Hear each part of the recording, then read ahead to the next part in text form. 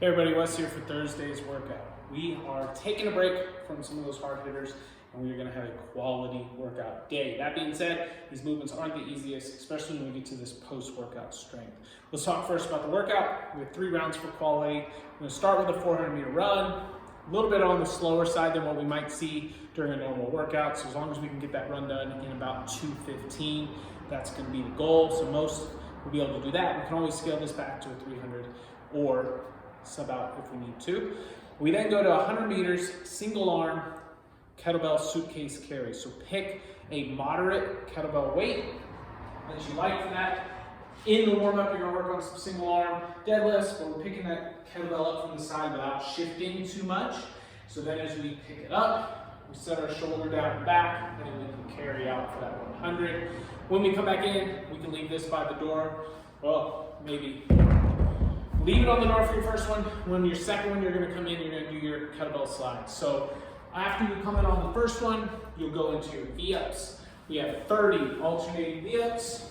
The harder version of this, let's see if anyone can see, harder version of this is gonna be to keep those heels up off the ground. So if you notice that my heels are off, and I'm swinging back, I'm also keeping my arms up off the ground into that hollow position. As you get fatigued, you might have to go where the heel hits the ground, and that other one stays down. But you're trying to get your shoulders up off the ground. A lot of times I see where we're in these and we just kind of bring our leg in.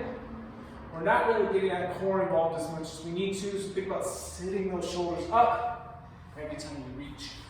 After you finish those, you will go kettlebell carry on the other side, come back in, we have 20 alternating kettlebell slides.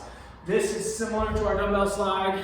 It's also very similar to when we do our horn taps, where we want to keep our feet in a wider position on the plank, and then as we pull that kettlebell through, we're not shifting our weight from side to side. So get that kettlebell set, feet are wider, I will pull that kettlebell through.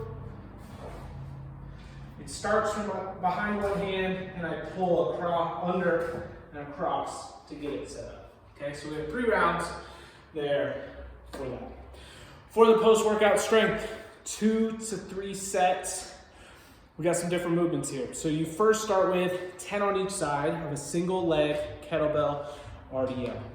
On the RDLs, this one ends up being a difficult movement for some, just balance-wise. Okay, especially if you're wearing running shoes, and you probably did because we had a 400 meter today in the workout. It's gonna have you a little bit foamy and unbalanced as you try to get set. So if we're looking at setting ourselves up for this, try it body weight first. Pick up this other leg, slightly bend in the leg that's in the ground, and then what I'm going to do is pretend I have a bar in front of me. And it's gonna stay over my shoelaces, over the line of my shoelaces the whole time. As I hinge right here, that bar stays close. It doesn't go reach out in front. So I'm here. That other leg is going to stay in line. I'm going to keep a straight line between my shoulder and my knee, almost to my toe or to my ankle if I can. So I'm here. I hinge. Bar stays here. That back leg stays in a line. So it moves with me the whole time. A lot of times I see where we just kick this leg back and we kind of crumple over with our upper body. So we want to think about it moving all together and actually creating that tension in the back of that leg that's planted into the ground. So it's like a single leg deadlift. As you get comfortable with that, you can then build to adding some weight. Then we go 20 banded pull-throughs. This is one I have not seen show up, at least in a while. We'll have a band. It's going to be tied to the rig. Probably around knee height will be pretty good. It can also be low and set up. But we're going to pull the hands through. We're going to walk out to where you have enough tension to start, where it feels like it's going to pull you back.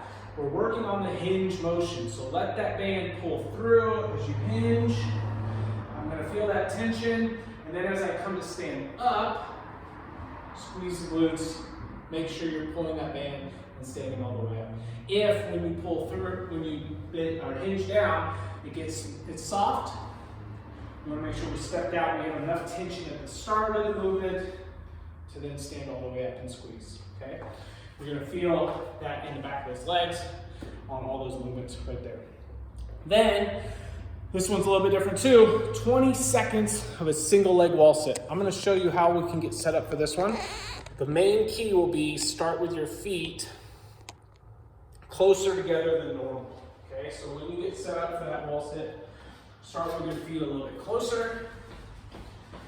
Then, once you're here and you're comfortable, you can pick up that leg and just hold, or try to extend it out. That's gonna be a little bit harder the higher you hold it, but you're trying to put all that weight centered onto that leg. That's too difficult. You can definitely go to a regular wall sit there. Okay, have fun, quality day. Good luck on Thursday.